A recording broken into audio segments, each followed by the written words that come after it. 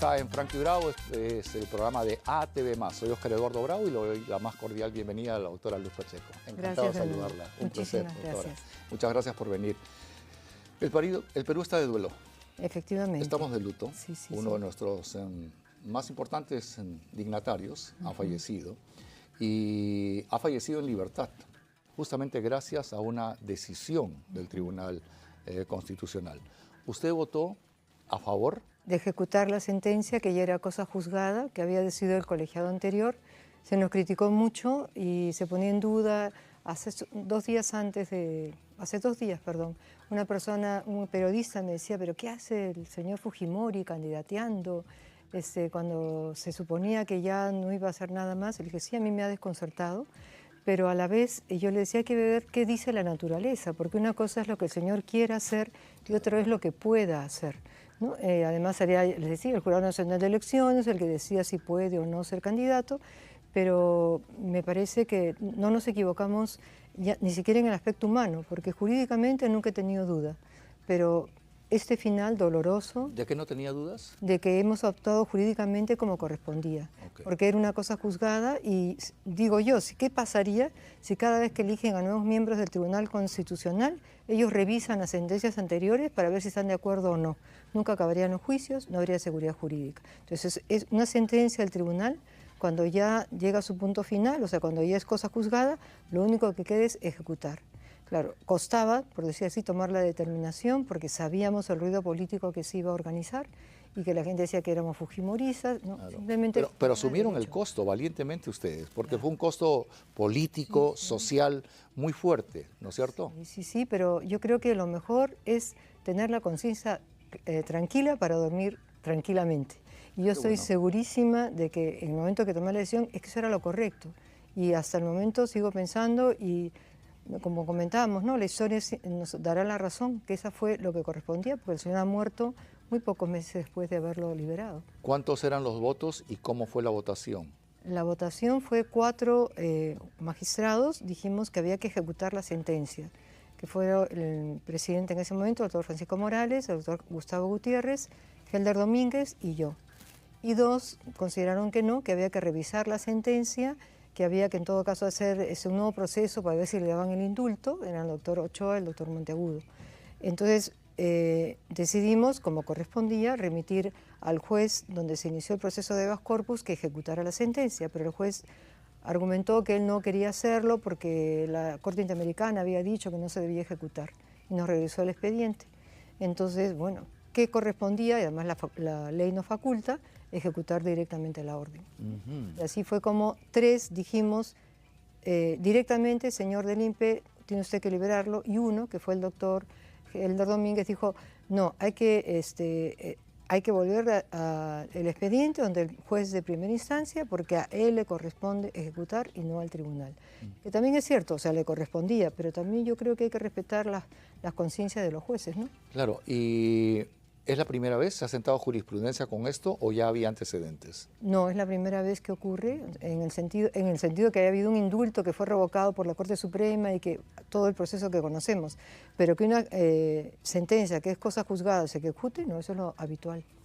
Es la primera vez. Hubiera sido más bien hubiera sido una cosa excepcional y que no es admisible que no ejecutáramos una sentencia que ya era cosa juzgada, insisto. De acuerdo. Es el Tribunal Constitucional la última instancia y esto es irreversible. Cuando dijeron que podían acudir a la Corte Internacional de Derechos Humanos, ¿ya era por gusto? No, lo que pasa es que en ese momento más bien ya la Corte se había pronunciado por la no ejecución.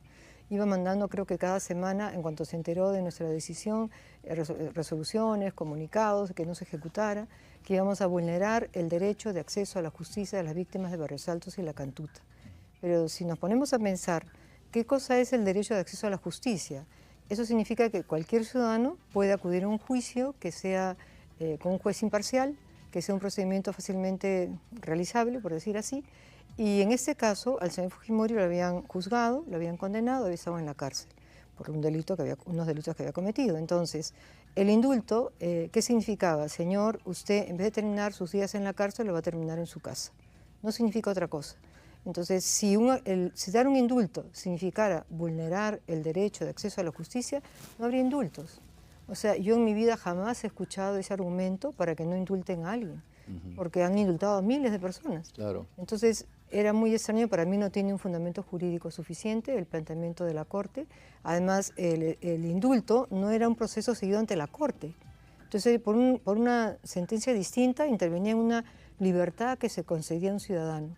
Y la Convención Americana de Derechos Humanos establece que cuando los jueces no pueden interpretar restrictivamente lo que dice la Convención. Y si el derecho nacional protege mejor los derechos y libertades, el juez está obligado a seguir el ordenamiento nacional. Aquí se había dado un indulto, eso es una libertad para una persona. El derecho nacional era más protector que la interpretación que hacía la Corte, no que la Convención, sino la interpretación que estaba haciendo la Corte en esos comunicados, en esas resoluciones. Entonces, al menos para mí y para los demás que decidimos, era clarísimo que nuestro deber era darle lo que no nosotros, sino el colegiado anterior había decidido darle, que era convalidar el indulto y que el señor saliera en libertad. Señora Presidenta, han ido hasta contra las críticas de diversos sectores políticos, los han atacado, ¿qué no han dicho? Pero era todo a derecho. Exactamente, ¿no? O sea, yo no he decidido por ninguna afinidad política, sino porque creo que eso, tenemos que ser personas de derecho y personas de conciencia recta. Bien, sin lugar a dudas el tema de Fujimori es el tema del momento, pero sin embargo el Tribunal Constitucional, por ser el ente superior, digamos, en el tema de justicia, siempre llama a poder saber un poco más del trabajo que ustedes desarrollan. En el tribunal yo creo que el ambiente es de cordialidad, que es lo que hemos tratado siempre de hacer, y que las diferencias, desde el primer momento dijimos, ¿no?, que una diferencia no se convierte en un abismo, y para eso tiene que haber la sinceridad de decir con educación lo que a uno no le parece. Claro. ¿De qué universidad es usted? La Universidad Católica. Ah, de la Católica. Sí, de la Católica del Perú, pero he enseñado muchos años en la Universidad de Piura, ¿no? Ah, en el Opus Dei. Sí, bueno, no es el Opus Dei porque es una asociación civil, pero sí tiene un convenio con el Opus Dei para que atienda sacerdotalmente a las personas, la formación teológica, espiritual, claro. Pero económicamente no tiene nada que ver el Opus Dei, claro, ni tampoco dirige nada. Claro, claro, pero siempre se vincula, ¿no? Sí. Siempre dicen, la Universidad de Piura, la del Opus Dei, ahí estuvo Porky, sí. ¿No? Entonces, siempre se habla de ello. Doctora, difícil llevar adelante la conducción del Tribunal Constitucional, ¿hay mucha carga? No, sí, mucha carga tenemos y más bien es una de las metas de este tiempo que tenga yo en la presidencia, de poder disminuir la carga procesal, valiéndonos más de los recursos informáticos para tener un mejor seguimiento de lo que entra al tribunal. 6.000 expedientes, entonces de repente descubro un expediente que lleva mucho tiempo, entonces digo, ¿por qué no me enteraba antes que eso estaba aquí para sacarlo, ¿no? Claro. O sea, tenemos una audiencia la próxima semana, y me preguntaba en otra entrevista si allí estarían estas papas calientes que llaman, ¿no? No, hemos puesto sobre todo derecho de tutela, habeas corpus, son la mayoría, o sea, gente que está reclamando la libertad porque considera pues, que está allí y se ha vulnerado su derecho al libre proceso o lo que fuera, ¿no? Qué bien que habla del habeas corpus, es lo que más abunda y muchos hablan habeas corpus, palabra latina, ¿qué significa y para qué sirve? ¿Qué es un habeas corpus? Ay, sí, que bien que me lo pregunte porque la mayor parte de las acciones o demandas de habeas corpus, que es tener el cuerpo libre, podríamos decir, es para todos aquellos derechos relacionados con la libertad de las personas. O sea, por ejemplo, si alguien no puede entrar a su casa porque alguien le ha puesto un muro delante, entonces entabla una acción de habeas corpus para que le permitan el tránsito, libre tránsito.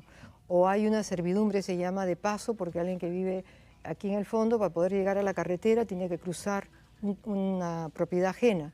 Entonces, normalmente en esos casos hay una servidumbre de paso. De repente se le interrumpen, ya no puedo salir, puedo hacer un habeas corpus. ¿Y en qué otros casos? Cuando una persona está, por ejemplo, en la cárcel o la han condenado, pero nosotros no somos una cuarta instancia, nosotros no podemos decir es inocente o es culpable. Entonces el dolor que a mí me da es ver que muchos abogados presentan estas demandas cuando lo que vienen a pedirnos es que revisemos las pruebas, o sea, que cosas que tienen que ver solo el juez penal, no el Tribunal Constitucional. ¿Qué podemos ver nosotros? Por ejemplo, el juez dijo, esta prueba la admito y la vamos a ver en el proceso, y después no la actúa, o sea, no la usa. O la usa y después no se pronuncia sobre esa prueba. Entonces, allí sí, o sea, vendría a ser lo que es la motivación de la decisión del juez. el juez puede motivar o la corte y podemos no estar de acuerdo, pero si él da un razonamiento que es lógico, aunque sea distinto al mío, no podemos hacer nada. No sé si eso se... No, está claro, está muy claro. La actuación vuestra está entre Lima y Arequipa, Sí. porque así es el origen, el nacimiento vuestro. Lo que pasa es que sí, dice la ley orgánica que la sede es la ciudad de Arequipa, pero también una sentencia nuestra ha interpretado que eso no puede implicar que tengamos que vivir todos allá porque la sede administrativa está en Lima. Entonces lo que hacemos es no solamente ir a Arequipa, sí vamos ahí sobre todo para lo que se llaman los procesos orgánicos, que son esos, una acción de inconstitucionalidad de una ley o un conflicto de competencia o una acción que se hace contra una norma que es inferior a una ley, que es una acción popular, cosas de este estilo. Y estamos haciendo audiencias descentralizadas, hemos hecho en Trujillo, en Cusco, qué bueno. sí. Vamos ¿Y en qué consisten estas audiencias descentralizadas? Una audiencia quiere decir que los abogados de las partes informan oralmente y hacen una defensa de la persona que ha presentado la demanda. Y ellos, cada uno tiene un tiempo para hablar, es muy corto, normalmente 5 minutos, cuando es un habeas corpus. Si es un proceso de inconstitucionalidad son 10 normalmente, pero de ella vienen las preguntas y suelen ser informes orales largos. Y descentralizada quiere decir que no lo hacemos en Lima, sino en diferentes provincias del país, regiones del país. Doctora Pacheco, para el desarrollo de vuestras actividades, ¿tienen el presupuesto suficiente? ¿Es el Congreso el que ve el presupuesto? ¿Es el Ejecutivo el que distribuye el presupuesto?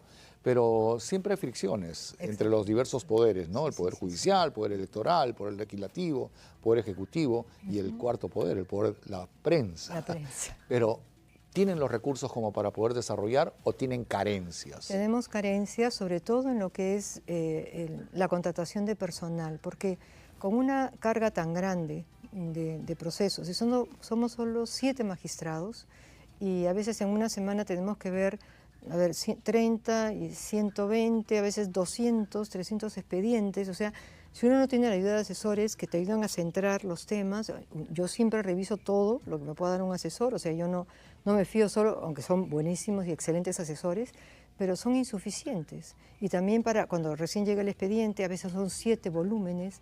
Entonces, ¿a qué recurre el Estado normalmente? A lo que llaman alocación de servicios, o sea, personas que los contratas, pero no tienen ningún tipo de seguridad y trabajan 20, 25 años para una entidad del Estado y no tienen ni seguro de vida, ni seguro de enfermedad.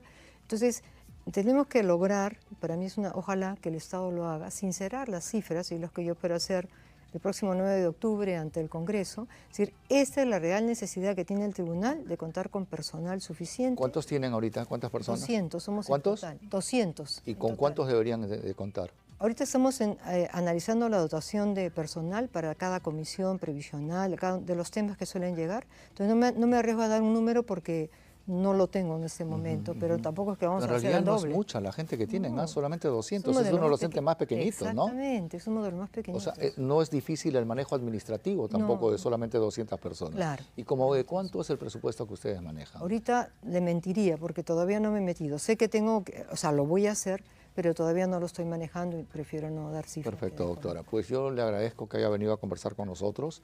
Creo que debemos de conocer más del Tribunal Constitucional. Sí, creo que deben ustedes un poco hacer campañas de comunicación. Y yo saludo y felicito que salga usted a los medios de comunicación, porque muchas veces las autoridades judiciales son como un tótem. Uno no puede llegar.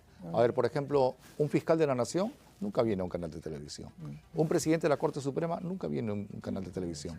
Yo tengo que saludar y felicitar el hecho que usted represente tan dignamente, que dé la cara, que hable por su institución, porque eso es lo que necesitamos. Nosotros somos el vehículo comunicante entre ustedes y la población. Y la población tiene que saber qué es, para qué sirve, qué es lo que hacen, cómo lo hacen y dónde está el problema, porque esta es una necesidad de justicia de todos los tiempos. Efectivamente, y que sepan eso, que nuestro compromiso es una justicia más célere, más pronta, porque la justicia que tarda no es justicia, y sabemos que estamos en falta, pero queremos arreglarlo. Pues hay que difundir, hay que hacer campañas, nos tiene a su orden y la invito a que conversemos continuamente. Por favor, venga continuo. Muchas gracias. Conversemos. Es necesario acercar a nuestras autoridades judiciales a la población, que sepan y también hagamos programas en donde la gente pueda hablar directamente con usted, de tal forma que abrimos teléfonos, abrimos WhatsApp y seguro que hay casos que muchas veces se nos escapan, pero es necesario atender a todos y cada uno de los peruanos. Le agradezco, la saludo, la felicito y siempre bienvenida. Muchas gracias. Casa. Ha sido la doctora Luz Pacheco, presidenta del Tribunal